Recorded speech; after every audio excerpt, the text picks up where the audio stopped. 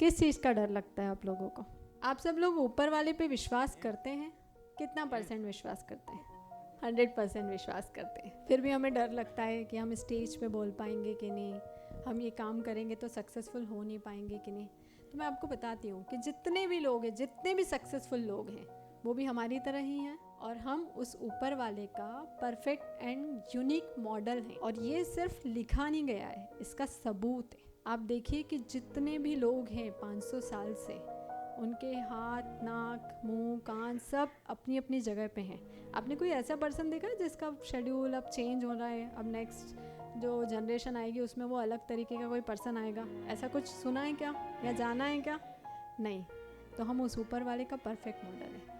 आपने गाड़ियाँ तो सुनी होंगी, जितनी भी गाड़ियाँ होती हैं, भले वो 1 करोड़ की हो, 2 करोड़ की हो, 5 करोड़ की हो, हर गाड़ी का नेक्स्ट ईयर नया एडवांस मॉडल आ जाता है।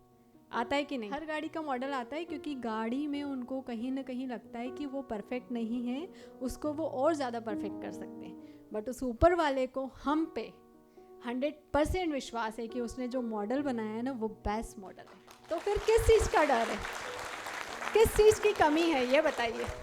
जितने भी लोग सक्सेसफुल हुए हैं वो हमारी तरह ही हैं, हमारी तरह उनके पास दिमाग है, दिल है, हाथ है, पैर है, सब चीज़ें हमारी तरह है।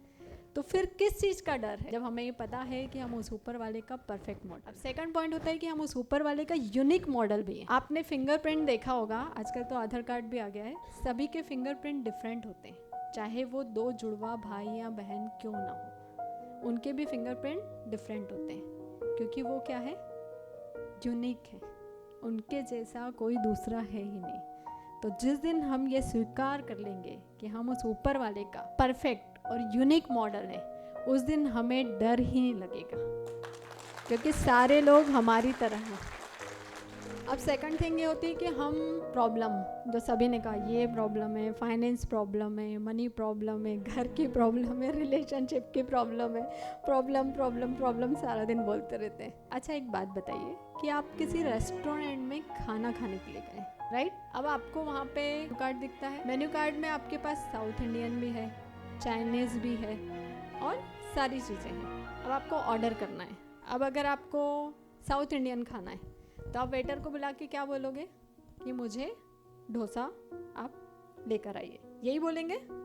या फिर ऐसा बोलेंगे पूरा मेन्यू कार्ड पढ़ के, चाइनीज़ मत लेके आना, दाल चावल मत लेके आना, सब्जी रोटी मत लेके आना? तो वेटर क्या बोलेगा, ये इंसान पागल हो गया है, जब डिसाइड कर लो तब मुझे बुला ले। फिर दूसरी बार वेटर आया, फिर दूसरी बार आप ऐसा पढ़ने लगे, फिर वो चला जाएगा। तो जब आप रेस्टोरेंट में जाते हो तो आप क्या ऑर्डर करते हो, जो एग्जैक्टली आपको चाहिए। तो ये यूनिवर्स है ना, ये हमारे इंस्ट्रक्शन लेने के लिए बैठी है। एक बार वो आपसे पूछती है, आप बोलते हो प्रॉब्लम, फिर दूसरी बार पूछती है, बोलते हो प्रॉब्लम, फिर तीसरी बार पूछती है, आप बोलते हो प्रॉब्लम।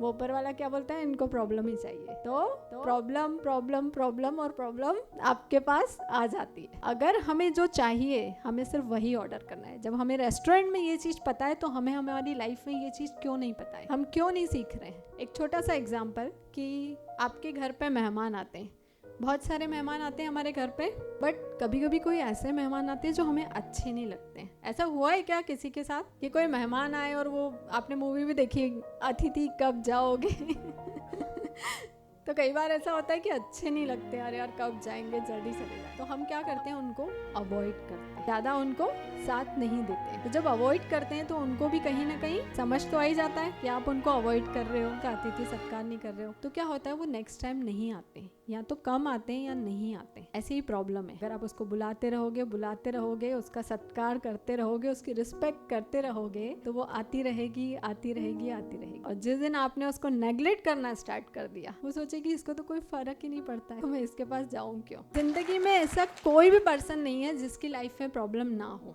इवन मैं या कोई भी BSR से, सबकी लाइफ में है। बट हम लोगों को लोग बोलते हैं कि आप लोग प्रॉब्लम को ऐसे लग गए हैं कि कोई और प्रॉब्लम आपको लग ही नहीं सकती। तो प्रॉब्लम बेचारी भी सोचती है कि आके भी क्या करूं, इन लोगों को तो कोई फर्क ही नहीं पड़ता है अब सेकंड थिंग है कि हम बहुत टाइम से कोशिश कर रहे हैं बट हमें सक्सेस नहीं मिल रही है। देखिए, सबकी सक्सेस पाने का तरीका और जरिया अलग अलग होता है, हमें उस चीज को समझना होगा। हम उस चीज को एक स्टोरी से समझ सकते हैं। क्या आप लोग रेडी हैं वो स्टोरी सुनने के लिए? मेरे हिसाब से आप सब लोग लर्न तो करना चाहते हैं बट छोटी छोटी चीज़ों में अटक जाते हैं और उस समय लगता है क्या करें, सिर पकड़ के बैठ जाते हैं। इतना सब कुछ किया तो भी रिजल्ट नहीं मिला। एक बार ट्राई करते हैं फिर थक जाते हैं, दूसरी बार ट्राई करते हैं फिर थक जाते हैं। जबकि जो बल्ब का आविष्कार हुआ था वो 100 टाइम्स फेल होने के बाद भी, और उससे जब पूछा गया कि जब 100 टाइम्स आप फेल हुए उसके बाद भी क्या आप थके नहीं हो, तो उसने बोला नहीं, मुझे ये समझ में आ गया कि 100 टाइम्स जो मैं फेल हुआ हूँ इन सारे तरीक़ों से बल्ब नहीं बनता है, तो 101 से बल्ब बना। तो इसकी स्टोरी ये है कि एक बार की बात है, एक बहुत बड़ा सुंदर सा बगीचा था। आप सब लोग जाते हैं कभी कभी बगीचे में घूमने अपनी फैमिली वगैरह के साथ, और कभी ऐसा होता है कि सुना रहता है, हमारे पड़ोसी आके बताते हैं अरे उस बगीचे में जाना, बहुत सुंदर बगीचा है। तो ऐसा कभी हुआ है क्या?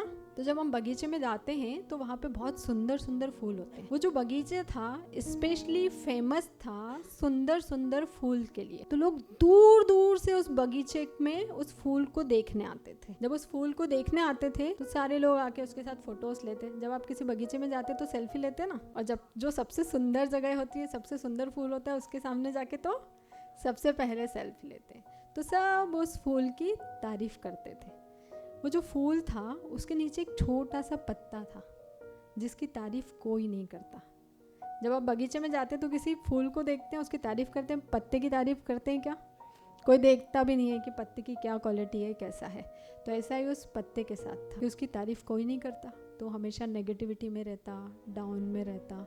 कितने सारे लोग आते हैं, किसी ने आज तक मुझे देखा भी नहीं और किसी ने मेरी एक तारीफ भी नहीं करी, बल्कि मैं तो इस दुनिया के सबसे खूबसूरत फूल के साथ हूँ। तो ऐसे ही हमारे साथ होता है कि हम मेहनत करते जाते हैं, करते जाते हैं, करते जाते हैं, बट हमें सक्सेस नहीं मिलती और हमें समझ ही नहीं आता है कि सक्सेस क्यों नहीं मिल रही है, और हम डाउन डाउन डाउन होते जाते हैं। एक दिन उसको लगा कि मुझे तो मर जाना चाहिए, आखिर मैं आया ही क्यों हूँ इस ज़िंदगी में। वो इसी नेगेटिविटी के साथ था, और एक दिन वहाँ पर बहुत तेज़ तूफान आता है। वो जो बगीचा रहता है ना, उसके किनारे पे एक बहुत बड़ा तालाब भी रहता है, लोग उस तालाब को भी देखने आते हैं। तो जब बहुत तेज़ तूफान आता है तो उस बगीचे के सारे पेड़ पौधे फूल पत्ते सब बह के उस तालाब में चले जाते हैं। तो जब उस तालाब में चले जाते हैं तो फूल तो क्या होता है, उसकी पंखुड़ियाँ झड़ गई तो वो इधर उधर बिखर गया, बाकी जो पेड़ पौधे थे वो भी सब बिखर गए। पर जो पत्ता रहता है, आपने देखा होगा, हमेशा वो तह पे तैरता रहता है। वो पत्ता तैरता रहता है, तो वहाँ पे एक चींटी अपनी लाइफ के लिए स्ट्रगल कर रही होती है, और वो चींटी से पूछता है कि क्या मैं आपकी लाइफ बचा सकता हूँ। तो वो चींटी उससे बोलती है कि हाँ, डूबने वाली कश्ती को तिनके का सहारा बहुत है। तो उसने बोला क्यों नहीं, अगर मुझे रास्ता मिल रहा है तो मैं क्यों ना बचूं। तो वो उस पत्ते पे बैठ जाती है और वो पत्ता उसको वो तालाब पार करा देता है। जैसे ही तालाब पार कराता है तो वो चींटी उसको बोलती है थैंक यू सो मच, आपकी वजह से मेरी लाइफ बची। बट जो पत्ता होता है ना, उसकी आंखों में आंसू रहते हैं और वो ऐसा बोलता है कि अगर आप नहीं होती तो मुझे मेरी ज़िंदगी का पता नहीं चलता। मैं अपनी ज़िंदगी में इस छोटी छोटी तारीफ़ों के लिए नहीं आया हूँ। मैं अपनी ज़िंदगी में इस छोटी छोटी तारीफ़ों या छोटी छोटी सक्सेस के लिए नहीं आया हूँ। मैं कुछ बड़ा करने के लिए आया हूँ। उस ऊपर वाले ने मुझे कुछ बड़ा करने के लिए यहाँ पे लाया है, इसलिए वो छोटी छोटी सक्सेस नहीं देता है। और आपकी लाइफ में स्ट्रगल्स, प्रॉब्लम्स और इश्यूज जो भी हैं वो आते रहते हैं, इसलिए क्योंकि 10th क्लास के बच्चे को 10th क्लास का ही पेपर मिलता है, बट ग्रेजुएशन वाले को कौन सा पेपर मिलता है? ग्रेजुएशन वाला। तो उस ऊपर वाले ने, अगर आप बहुत मेहनत कर रहे हैं उसके बाद भी आपको सक्सेस नहीं मिल रही है, तो समझ लो कुछ छोटा करने के लिए नहीं आए हो, आप कुछ बड़ा करने के लिए आए हो। इसीलिए इतनी प्रॉब्लम्स आ रही हैं कि वो ऊपर वाला आपको ग्रेजुएशन क्रॉस करवाना चाहता है डायरेक्ट।